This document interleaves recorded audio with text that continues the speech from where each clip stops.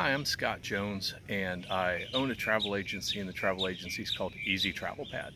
I've been a travel agency owner for about 15 years, and I wanted to give you a little bit of perspective about Sandals Resorts. I'm actually right now, I'm at Sandals Royal Curacao, which is an outstanding resort. But I want to talk about all of the Sandals. I want to talk about what's good, what's inconsistent. I want to talk about a lot of things, but just to give you a brief overview, do a lot of business with Sandals, love the brand. It's not the only one. There's a lot of great choices, but I want to tell you, let's talk about reality. What is Sandals? So let's get started. I've got a few thoughts. I hope you take a minute to listen. So with this trip to Royal Curacao, I've now been to all of the Sandals and Beaches resorts. So several of them multiple times. So I've got a pretty broad understanding of what is good about the brand and what's not so good about the brand. What's great, in my opinion, and I think the opinion of the loyal guests, is the vibe and the inclusions, right? So they're different from other all-inclusive resort brands. First of all, they're adults only. There's a lot of adults only resort brands out there. There's only just a handful that are for couples only, and Sandals is for adult couples only. So you're not going to get singles. You're not going to have 3 people. Currently 2 people, built for 2 people in love, only have king beds. So it's a little bit different in that respect. They include more. They say that they include more than any other resort brand on the planet, and maybe that's true. Certainly from the standpoint of more restaurant space per person, no doubt, in my opinion. I've been to 3 resorts here in the past couple of weeks. Stayed 5 nights at Sandals Ochi, spent 5 nights at Sandals Royal Plantation, both in Jamaica. Spent 6 nights here at Royal Curacao, and I can tell you that each of the 3 are completely different from each other. But one thing that is common is that at dinner, there's not a buffet. It's all a la carte dining.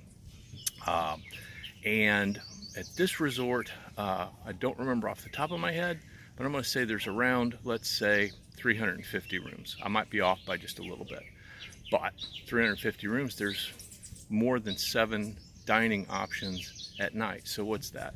That's 50 people per restaurant, if I did the math right.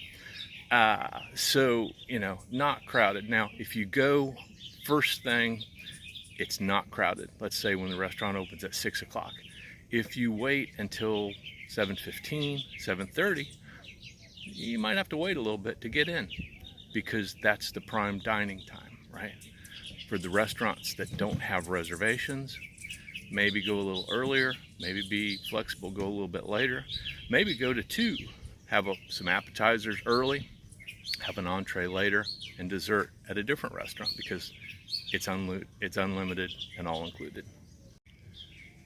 But dining and food and beverage aren't the only things that are included, right? So with Sandals, at several of the resorts, golf is included. The green fees are included. It could be that there's a mandatory cart fee, or it could be there's a mandatory caddy fee. It varies between. But green fees are always included at those that do offer golf. At every Sandals resort, scuba diving is included. 2 tanks. Actually, at this resort, they're doing 3 tanks a day. 2 tank morning dive and 1 tank afternoon dive. Snorkeling's included every day, and then the non-motorized water sports are really terrific. At several of the resorts, there's actually ski boats, so the water sports are amplified with water skiing, tubing, that kind of thing. So you're not going to find the same level of inclusions at other resorts, okay? This one does include more. Also, space per person. There's just simply more space per person at Sandals than there are other brands. I don't have the details for Sandals Royal Curacao at the top of my head right now, but I can tell you that where I was just at Ochi Beach, that's over 100 acres and about 520 rooms, 550 rooms, something like that. So if you're familiar with, let's say, a more moderately priced resort in Mexico, Dominican Republic, say for example, a lot of times those resorts will have 6, 7, 8, 900 rooms, and sometimes it's a 4 and 5 resort complex. So you're getting upwards of a few thousand rooms on space that's not even 100 acres, right?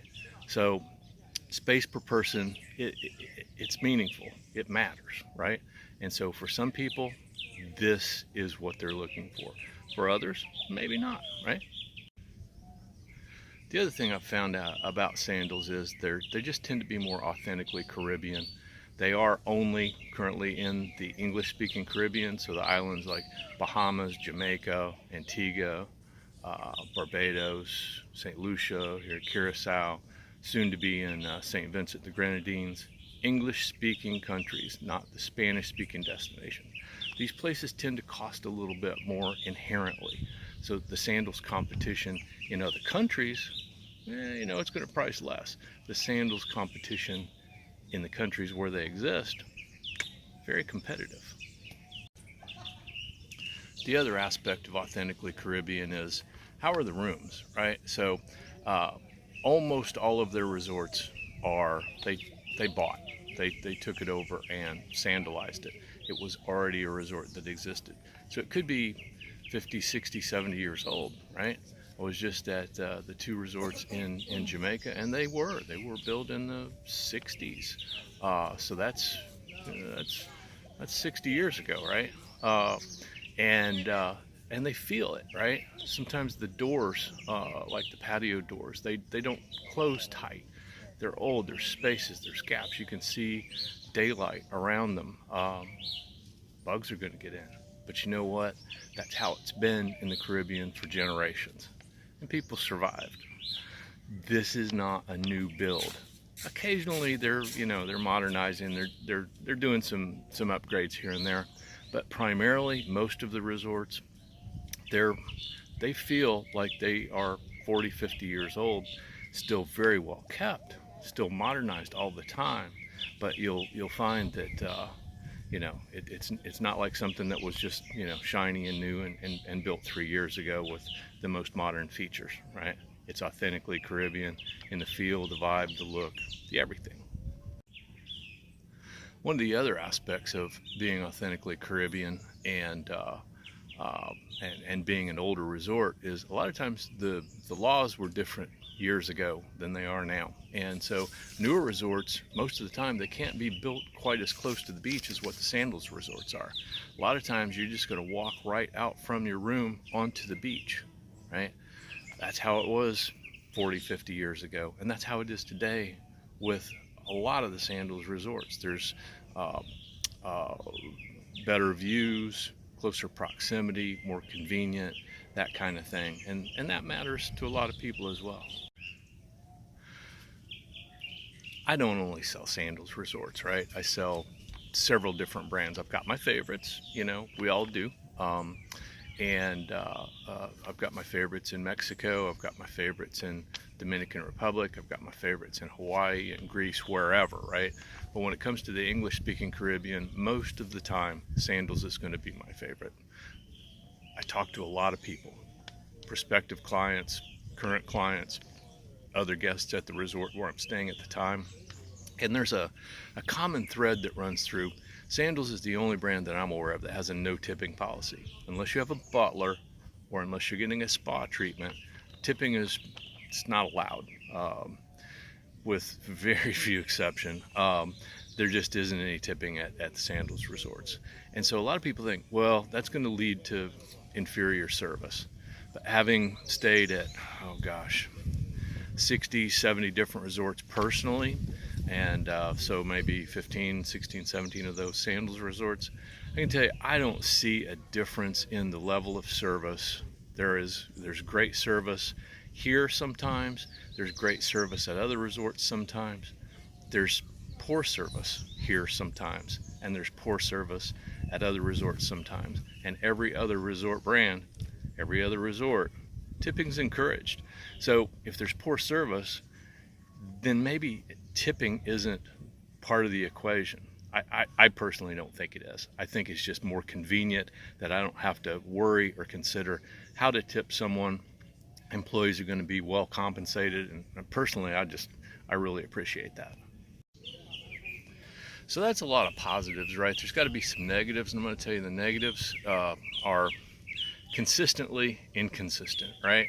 Sometimes you're going to be at breakfast at a resort or at a restaurant at a particular resort, and it's going to be outstanding. And the next day, maybe the service isn't so good, right?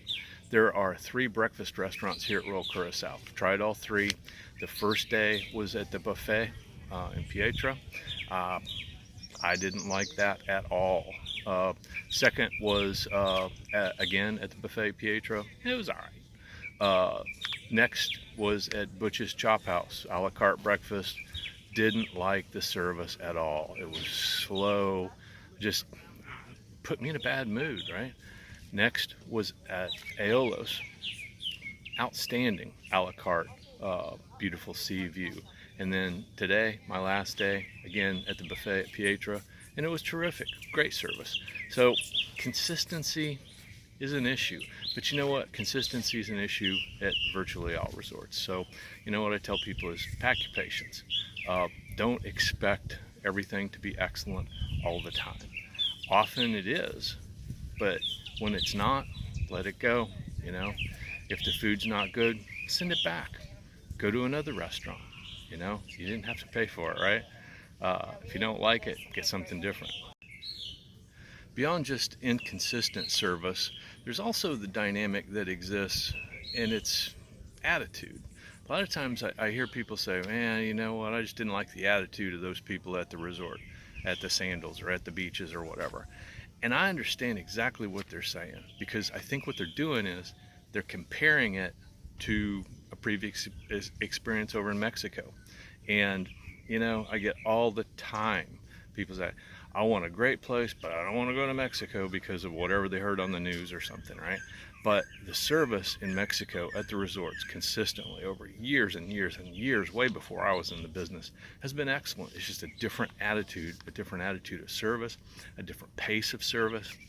And you know, you may have heard of island time in the Caribbean. Island time is real.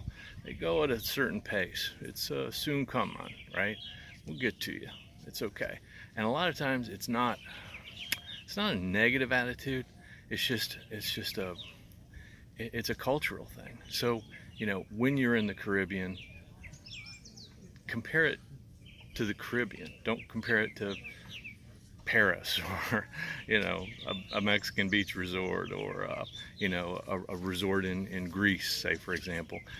Compare it to others in the Caribbean, and I think you're going to find that Sandals stacks up very favorably against competition just down the street. But, you know, be aware that sometimes it takes a little while to get your coffee. Always has. I've been coming down here for 30 years, and that hasn't changed a bit. I want to talk for a minute about Sandals 2.0. So 2.0 is basically the new vision for Sandals. They rolled this out a few years ago. So the newer resorts, like in Grenada, here in Curacao, the new one that's coming in St. Vincent and the Grenadines, the new one that was built in Barbados, and the new Sandals Dunn's River in Jamaica. These are Sandals 2.0. They've got a different look, a different feel. They're more modern. They've got different dining concepts. They're excellent. They're pricing a little higher. So if you don't want the 2.0, you know, stick with the old Sandals, right? A little bit something for everybody. But for me, the newer resorts, wow, they're sexy, man. They look great, and the dining is just getting better all the time. At any particular resort, there's going to be a number of different bars, and the bars are going to be serving premium brands, like say, for example, Bombay Sapphire Gin, or Johnny Walker Black Scotch, or Jack Daniel's whiskey, you know, Tito's vodka, that kind of thing. So it's not just, you know, bar brands that are being served, but sometimes it varies between. So for example, they might not be fresh with the best scotch at the swim up bar, because at the swim up bar, you know what, they're mixing drinks. they're making dirty bananas and ice drinks to hang in the pool. So it's going to vary between bars, but you can count on premium across the board when you're here. So I don't want to ramble on for hours and hours. I just wanted to set some expectations. I want for my clients who are considering going to Sandals, for my clients who are planning to go to Sandals and wondering what to expect. I hope this helps a little bit, right? Putting it out on YouTube. This is going to be a video that's live for everyone, but the primary focus of this video is not to drum up new business, but to set expectations for those clients who we are dealing with. Something that I try and do every day is help folks make the best choices, right? And that's what I want to do. So hopefully this is helpful to you, and if you feel like sharing it, share it. If you like what you see and you're not currently a client, reach out. Here at Easy Travel Pad, we like to think of ourselves as your friends in the travel business, and we're here to help.